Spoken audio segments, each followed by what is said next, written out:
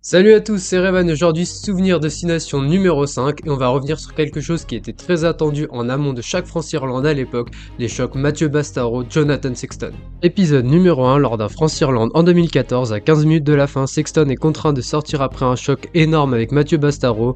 Il est de longues minutes au sol et cervical à l'envers, c'est vraiment les images qu'on n'aime pas du tout voir dans le rugby, mais l'histoire ne s'arrête pas là puisque tout juste un an plus tard, alors même que Sexton joue son premier match après 12 semaines de repos suite à des commotions répétées, on repart sur la même chose. Derrière, Sexton n'a pas osé faire la passe. Mathieu Bastaro était rentré dans le camp irlandais. Sur Rougeon. Bastaro qui charge encore une fois Sexton. Un Sexton encore et encore visé, Bastaro qui ne fait aucun effort pour se baisser et plaqué sur la première situation. Même chose pour Sexton ensuite et des chocs tête contre tête à répétition.